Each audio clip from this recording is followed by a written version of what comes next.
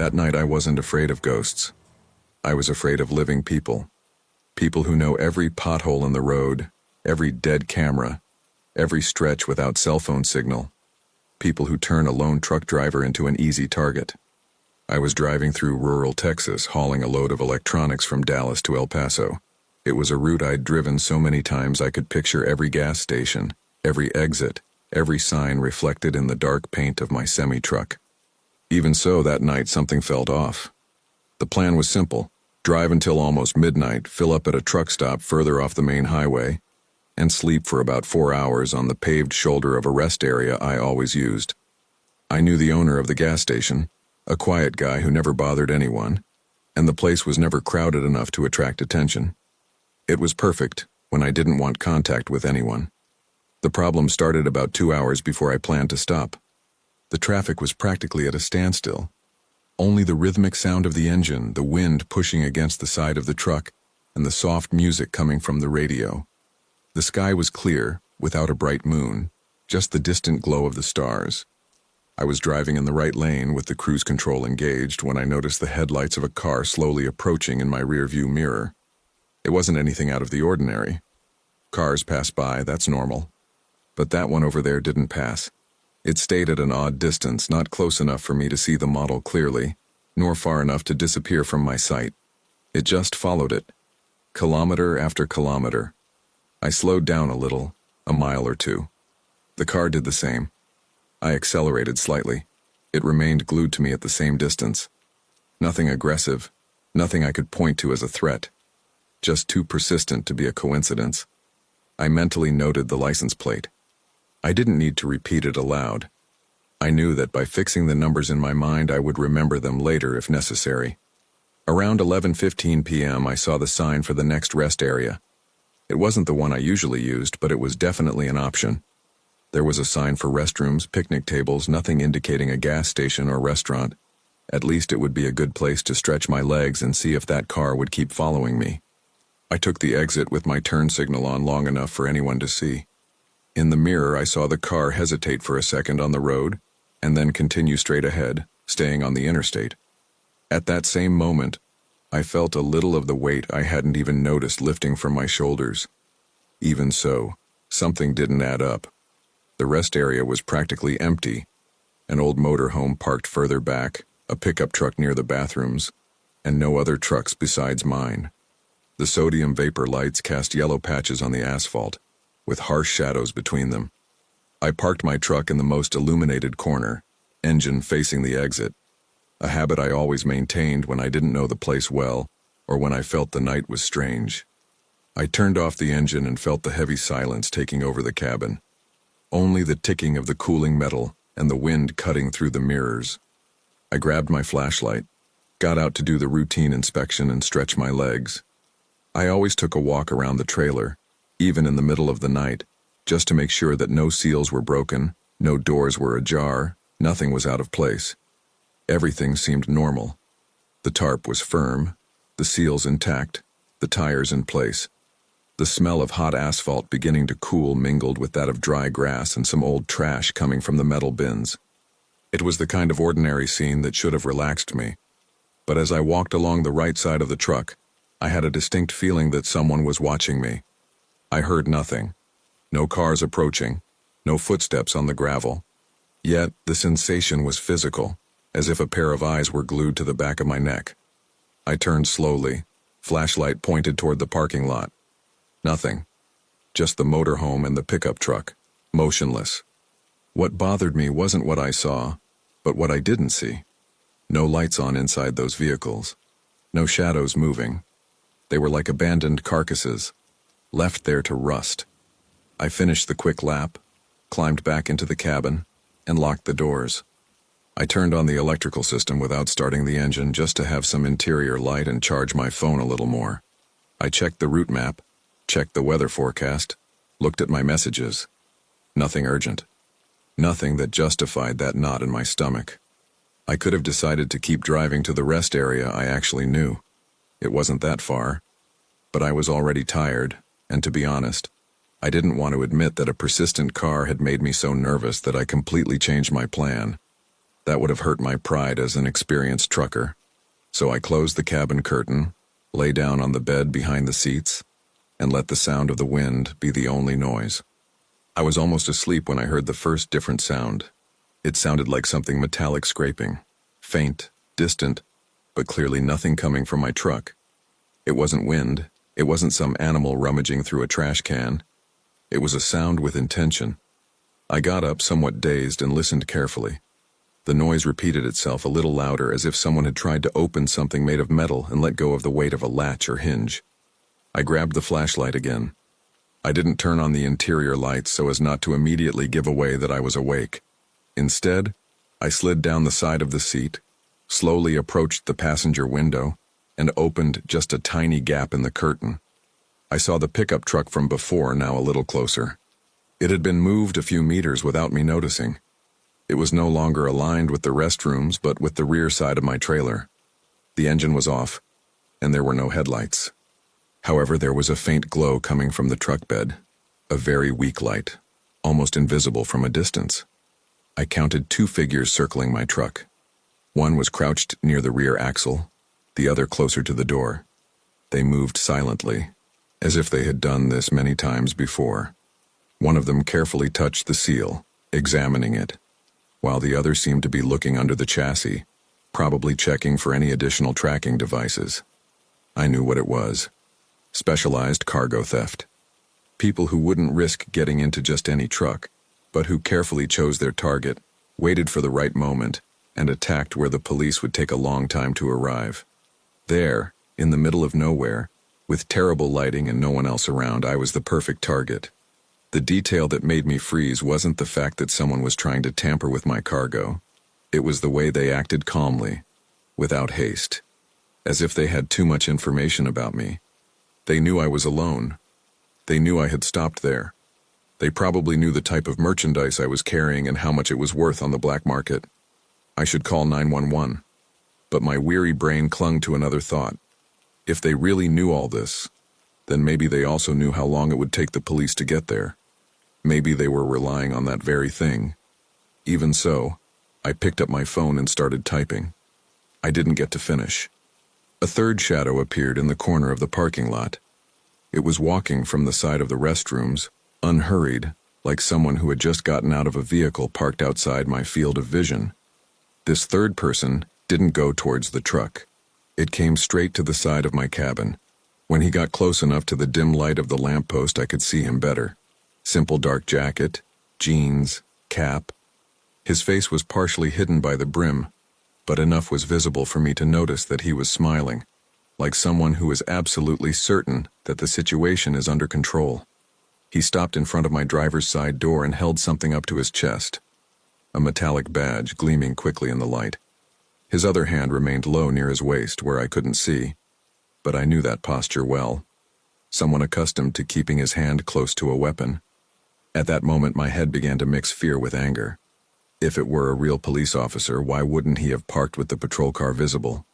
Why approach in the dark, with people messing with the truck back there, without any clear order to stop? The man didn't knock on the door, he didn't shout. He simply tilted his head to the side as if he were listening to something. Then he came closer and looked directly at the dark glass, right where I was hiding behind the curtain. I was sure he couldn't see me. The cabin was dark and I was motionless. Even so, it felt like his eyes had pierced the glass and found me inside. He made a small gesture with his hand, as if beckoning someone to come closer, probably to the other 2 men who were still working on the cart. I understood the message. This wasn't a sloppy robbery. It was a coordinated operation, and I was part of it. That's when I noticed a detail that was missing. Until that moment, I was too focused on the men in the parking lot to notice what had already been wrong from the road. No one chooses a random truck on an empty stretch of interstate highway, not without knowing exactly the value of what's being transported. They knew too much, they moved too safely. That meant someone somewhere behind me had sold information, or watched me more closely than I had noticed. Maybe at the last truck stop hours ago. Maybe when I stopped for coffee and left the truck alone for a few minutes. Maybe someone had been following my route for days.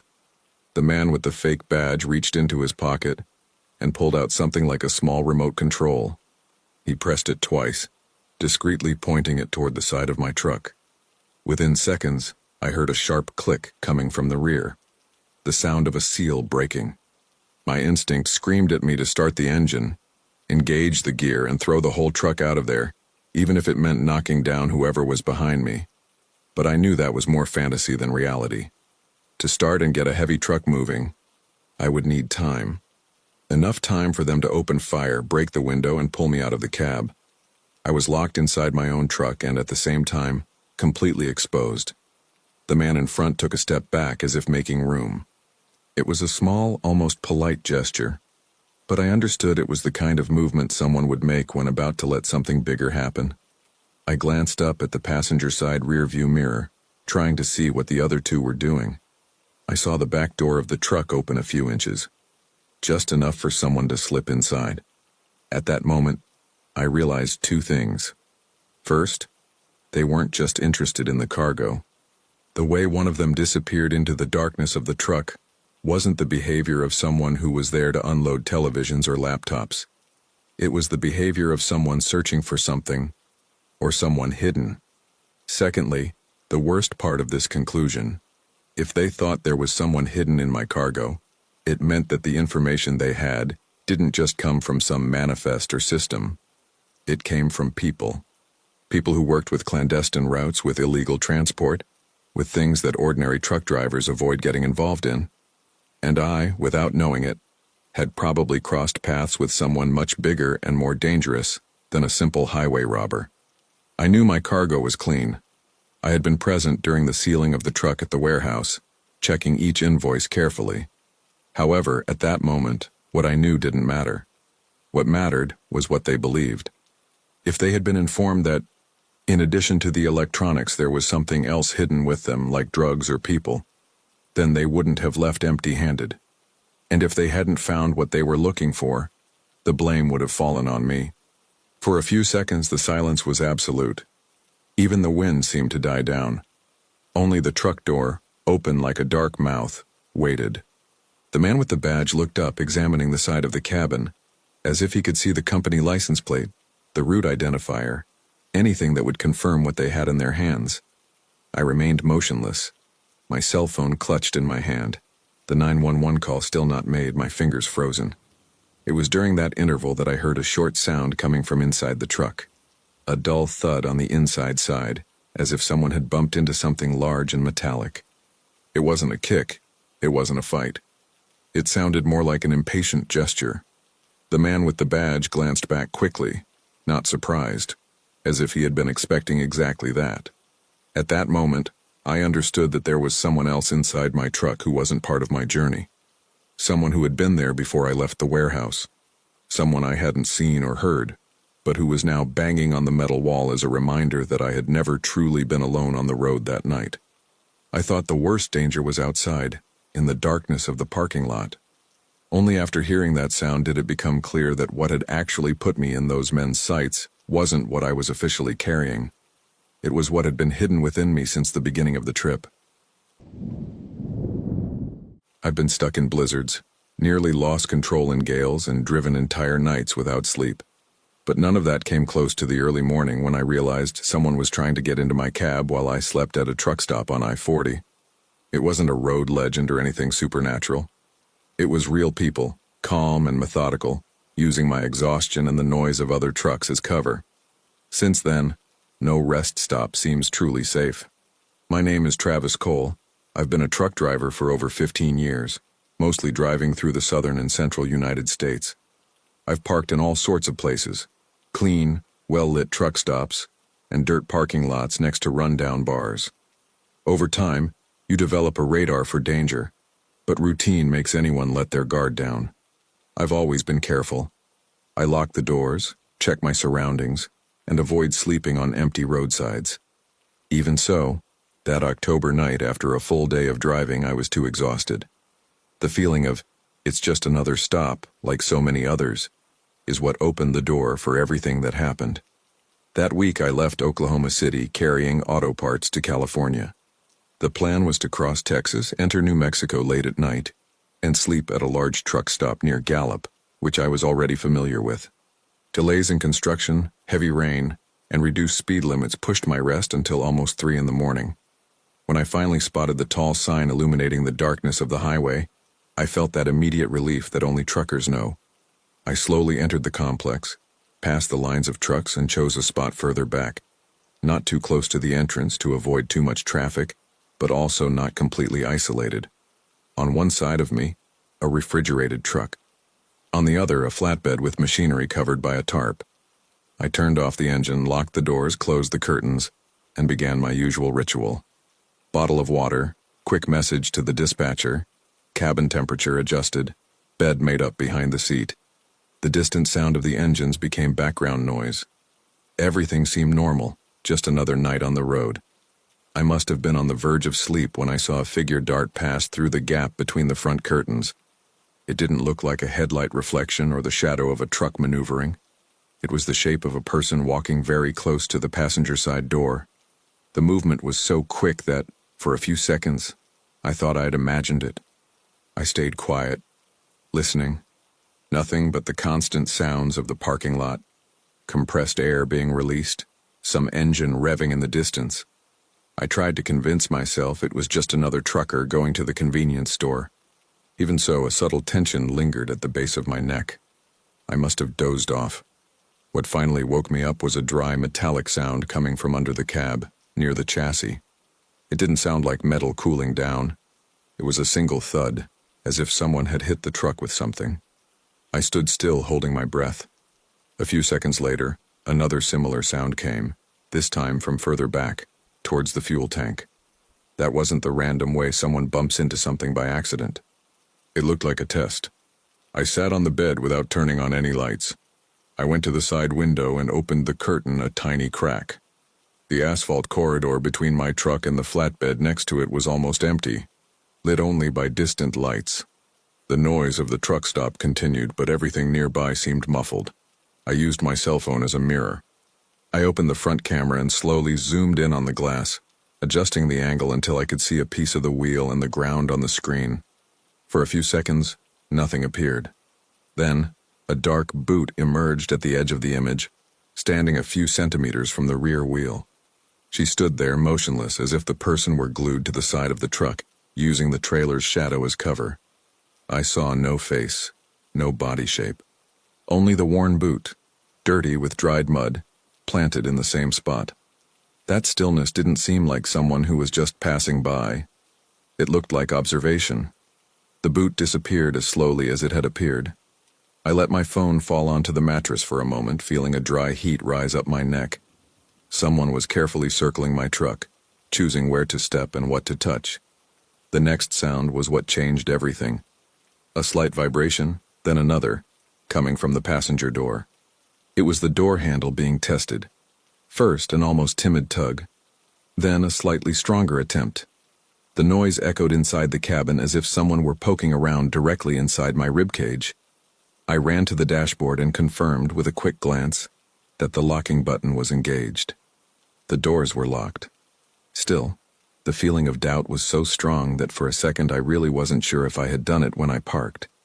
The vibrations continued for a few seconds, varying in intensity, as if the person was trying to understand the limits of the doorknob, the distance it covered, the resistance of the internal lock. I lifted the front curtain just a tiny bit.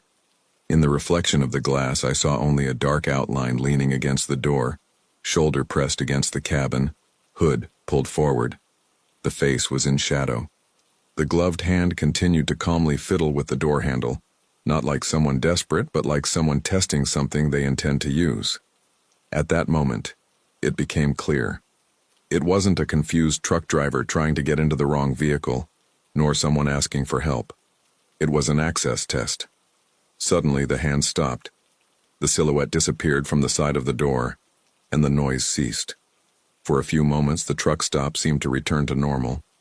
The sound of the other engines filled the space, and I almost believed that the person had given up. That's when I heard another kind of noise coming from the back of the cab, where the air and power connections between the horse and the trailer are located. A brief hiss, then a low crack. It was rubber being pulled, plastic being forced. I knew that sound. Someone was messing with the airlines. In theory, this could be pure sabotage. In practice, it meant one thing. If it worked, I wouldn't be able to simply start the truck and drive away. Being stopped becomes an opportunity for those who want to control the situation. My mind began to assemble a scenario with uncomfortably rapid speed. Someone tests the door. Another fiddles with the airlines. People who know trucks, know where to touch, aren't improvising. While I was assessing what to do, the feeling of being literally trapped inside my own refuge became almost physical. If I tried to simply start the truck and drive off, I might end up breaking something or discover, too late, that the lines had already been damaged. On the other hand, remaining silent, just observing, was giving them time to finish what they started. I concluded that the only real weapon I had in there was noise. I grabbed the steering wheel, slammed the electric horn hard, and simultaneously activated the air horn. The sound tore through the parking lot, loud enough to vibrate in my chest. Within seconds, I saw lights turning on in the windows of other cabins, curtains moving, and some engines idling. A truck 2 spaces ahead turned on its high beams, illuminating part of the rear of my trailer and the side aisle. In that beam of light, I saw 2 figures quickly moving away from the back of my truck. Both had their heads down, their hands close to their bodies. One of them seemed to be carrying something small, perhaps a tool, perhaps a bag. They both disappeared behind a row of trailers, using the labyrinth of metal and shadow to vanish from my field of vision. I kept honking for a few more seconds, even with a dry throat and a racing heart. I only stopped when I saw the gas station manager come out the main door accompanied by 2 other people, all of them looking towards the trucks with angry and alert expressions. I waited for the manager to approach before getting out of the booth. My legs were still trembling, but the presence of other people who knew that something had happened made the air a little less oppressive. I said in a few words that someone had tampered with my truck and pointed in the direction the figures had run. While the manager and a truck driver who volunteered to help visually scanned the parking lot, another driver and I went straight to the air connections area. It didn't take long to find clear signs of tampering. One of the airlines had small, superficial cuts, as if someone had started to run a blade over it and stopped midway, perhaps interrupted by the noise. A connector was slightly displaced, enough to come loose with the right vibration. It wasn't just a prank by a curious onlooker. Someone was, in fact, preparing my truck to be rendered unusable. The other truck driver commented that, in recent weeks, similar reports had emerged at other gas stations along I-40. Figures circling trucks, doors tested in the early morning, damaged airlines without immediate cargo theft, as if the first step was simply to immobilize the vehicle and study the victim. The local police were called. 2 officers arrived, listened to my account, noted down information, and briefly looked around the parking area. There were no cameras pointed directly at the aisle where I was. With no license plates noted, no facial descriptions, and no clear images of the suspects, all that remained was the formal report and generic safety recommendations. One of the police officers said it was important to avoid parking in the furthest rows, where the lighting was weaker and there was less traffic. He commented that they were probably just thieves trying to tamper with the cargo, or take something from the truck without direct confrontation. The word "just" bothered me, because from inside, it didn't feel like just anything. For them, it was just another incident in the early hours of the morning. For me, it was the night my safest space proved vulnerable on multiple levels simultaneously. Technically, nothing physically happened to me. I wasn't assaulted, my cargo wasn't stolen, the truck was repaired and allowed to continue its journey. But the road was never the same again. From that early morning on, I stopped seeing the cab only as shelter. I also began to see all the traps it holds. In the following days, any unusual noise would instantly wake me up. I started choosing truck stops much more carefully, observing not only restrooms, restaurants, and diesel prices, but also camera angles, fields of vision, blind spots, and the distance between the parking spaces and the main store. I realized something simple and unsettling. At night, an exhausted truck driver is a perfect target. He's far from home, isolated, surrounded by strangers, trapped in a small space that gives a false sense of control. Anyone who wants to take advantage of this knows that a few seconds of advantage are all it takes. Even today, when I lay my head on the pillow in the cabin, the image of that boot standing beside the wheel and the gloved hand calmly testing the door handle returns. It's not a scream, nor a distorted face that wakes me. It's the tense silence of someone outside assessing whether it's time to try to get in. If you ever pass by a truck stop at 3 in the morning and see a truck honking incessantly, maybe it's just someone being impatient. Or maybe it's a trucker doing the only thing he can, from inside his own cab, to remind the rest of the parking lot that there are eyes, cameras, and witnesses. That night it was the horn that chased away the shadows. But what stayed with me wasn't the noise. It was the certainty that for a few very specific seconds I depended on a simple door lock light actually being on. And that, if I had forgotten to press that button that day, this story probably wouldn't be written by me today. I always said that the road was a place for concrete things: tires, diesel, sleep, and tight deadlines. Mystery for me was reserved for gas station conversations and exaggerated stories at the diner. Until that delivery where I discovered that there's a stretch of asphalt that doesn't lead to any town, but it still exists anyway, as if the world had forgotten to erase it from the map. That week I was driving alone, hauling refrigerated cargo from rural Colorado to a warehouse in New Mexico. The company changed the route at the last minute to avoid a snowstorm further north, and the GPS recalculated everything in seconds, with its usual coldness. Instead of following the interstates I knew by heart, I would have to cut through a less crowded state highway. I looked at the paper map over the steering wheel, saw the somewhat crooked route crossing a deserted area, and shrugged. It was just another route. I left a gas station shortly after 9 at night.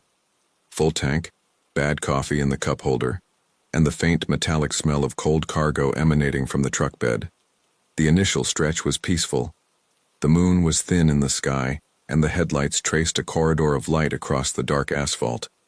For those who spend their lives driving, there's a kind of peace on an empty road that's hard to explain. You're left only with the sound of the engine and the wind, and the rest of the world seems too distant to bother you. After an hour, I left the interstate highway at a narrow interchange and entered the state highway indicated by the GPS. The difference was immediate. The road became narrower, the asphalt lighter in some patches, and the yellow lines in the middle looked hand-painted, a little crooked. There was no street lighting. The edges of the road were just a gravel border that descended into a dark, flat field, without fences or trees. At first, there was nothing scary about it. I'd ridden in worse. But after a few kilometers, I started noticing details that didn't match my experience. The first thing was the radio. All the stations disappeared at once. There was no gradual loss of signal, no increasing static, nothing. One moment there was music, the next only dense silence. No interference, no noise. I turned it off instinctively, like closing a window. The minutes dragged on. I looked at the clock on the dashboard. 10:15. I drove for quite a while longer, my eyes burning a little with tiredness, and checked again. 10:17. It was as if time had begun to slip away too slowly in there. I thought there might be a problem with the dashboard, so I grabbed my cell phone. On it, the clock ran normally. The difference was how the night stretched out. It was then that I noticed the first repetition. To the right, a stretch of rusty guardrail, with a lone, crooked, bulbless lamppost just beyond it. Next, a small green sign indicating the name of a town I'd never heard of. Mill Creek, 32 Mare. A few meters ahead, a dark stain on the asphalt, as if some truck had spilled oil there many years ago. I drove straight past, registering it with only half my attention. Perhaps 15 minutes later I saw exactly the same scene. Rusty guardrail, crooked post, sign for Mill Creek 32 miles away, dark stain on the asphalt. The distance marked on the sign hadn't changed, as if I hadn't advanced at all toward that town. The discomfort, which until then had been slight, rose to my neck. I gripped the steering wheel tighter. The logical part of my head said, coincidence. Another older part said, go back. I didn't turn back. Truck drivers live by their schedules, and it's hard to accept the idea that a road might simply refuse to end. I kept going. I tried to focus on different details: the design of the lanes, the texture of the asphalt, any changes in the dark hills in the distance. Everything seemed the same, without variation. When the Mill Creek sign appeared for the third time at the same distance, my mouth was already dry. I decided to test it. I reduced my speed by almost half. keeping the truck steady, alert to anything that might appear on the road. I kept counting quietly, marking the time. Even so, after a few minutes, there they were again. The guardrail, the post, the sign, and the stain on the asphalt, as if they were caught in a noose with me. I stopped counting when I realized that the number I was saying aloud never matched the feeling of how far I had driven. I decided to stop. It didn't seem smart to keep pretending everything was normal. I turned on the hazard lights, pulled over to the shoulder, and carefully stopped the truck, feeling the rear wheels catch some loose dirt. I pulled the parking brake. The engine, idling, was too loud.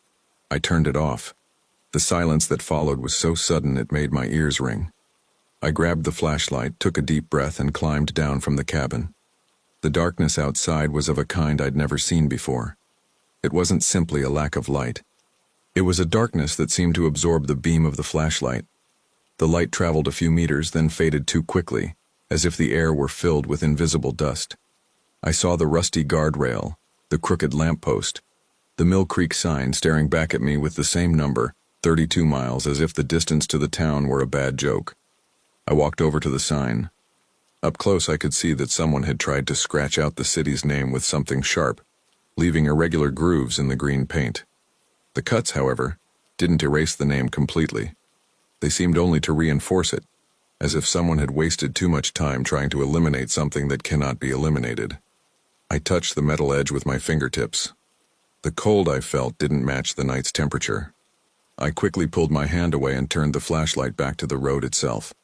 The yellow line in the middle stretched straight ahead.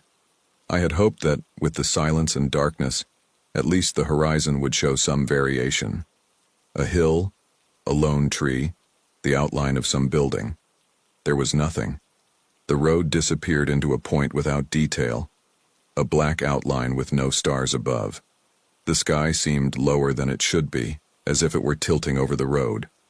On impulse, I decided to walk a few meters ahead, leaving the truck behind. I wanted to understand if the feeling of repetition was all in my head, or if there was something wrong with the road itself. Each step barely echoed. My boots touched the asphalt, but the sound didn't travel. It was like walking on a thick carpet. The yellow line ran continuously beneath me until, suddenly, something changed. I didn't see a hole. I didn't see a curve. I didn't see anything. I only realized it because at a certain point the flashlight beam stopped moving. The light hit a kind of void, a patch of denser darkness. It was like pointing the flashlight into a tunnel with no walls, no floor, nothing. Still, my feet felt the asphalt. I was on firm ground, but my vision told me there was no road ahead. My whole body reacted with a pure, childlike fear. I took 2 steps back, then 2 more, until I saw the yellow line moving normally again under the flashlight. It was as if I had leaned against an invisible edge. Not a physical precipice, but some kind of limit where the world simply chooses not to continue. I stood there for a while longer, my heart pounding too loudly, hearing only my own breathing. I slowly returned to the truck, not daring to completely turn my back on that empty space ahead. I climbed into the cab, closed the door, and locked it reflexively. I started the engine.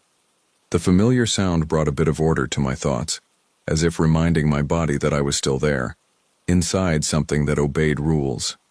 Even so, I knew that outside those doors, there was a stretch of road that didn't follow any rules I knew of. I thought about turning around. The idea of reversing or trying to maneuver in that darkness almost made me sick, but it was still better than driving towards a place where there was no light. I put the car in gear, maneuvered slowly, feeling every inch of the truck responding, afraid of sliding off the shoulder. When I finally faced the direction I came from, I breathed a little easier. It was at that moment that I saw lights appearing ahead, on the side where the road ended in darkness. 2 white dots growing larger, headlights approaching in my direction. It made no sense. The GPS didn't indicate any intersections, and no other path should lead out of that nothingness. Even so, the headlights came, steady, from the exact spot where my flashlight had been swallowed up before. I left the engine running, my hand on the horn, unsure whether to attract attention or remain quiet. The truck emerged from the darkness as if it had passed through a curtain. The truck bed was old, as was the cab. The side lights had a faint orange glow. As it slowly passed me, almost touching me, I tried to see the driver's face. I only saw a dark outline. There might have been someone there, but if there was, they weren't moving. The cab seemed too empty for a moving vehicle. The truck drove on, and I watched in the rearview mirror until the taillights disappeared in the distance. In the same direction where, minutes before, my world had ended in a solid patch of darkness, there was now a path wide enough for another vehicle to pass. That was the part that disturbed me the most. It wasn't just a strange road. It was a road that seemed to exist and cease to exist depending on who was looking at it. I don't know exactly how long I drove back. The clock on the dashboard insisted on showing just after 11. The one on my cell phone was approaching midnight. At some point, the signs started to look more familiar. The smell of the air changed. The terrain gained detail. Without realizing it, I found myself back at a familiar intersection that brought me back to the interstate. The feeling was like going from a narrow corridor to an open square. The following morning in the warehouse yard, bathed in sunlight and amidst the noise of forklifts, the whole story almost seemed like an exaggeration from my tired mind. Almost. Until I opened the map app, zoomed in on the area where I had driven, and saw the route of the state highway. The system marked the beginning of the road, showed a winding stretch crossing nowhere, and simply didn't mark any exit. The route ended at a blind spot on the screen, as if the rest had never been drawn. Since then, whenever a colleague mentions that the GPS sometimes indicates a detour through a smaller route in the Colorado countryside, I tell them to ignore it. I say to stick to the main road even if it takes longer. They laugh, joke, say I've become a scaredy cat with age. I don't argue. I've learned that certain stories are only told halfway so as not to entice anyone to go and check them out. But if one day you're driving in the middle of the night, the radio suddenly dies, the air has no smell at all, and the same sign insists on saying that a certain city is always 32 miles away, listen to someone who learned the hard way. Don't continue. Because not every road that appears on the GPS was made to take trucks back to the map we know.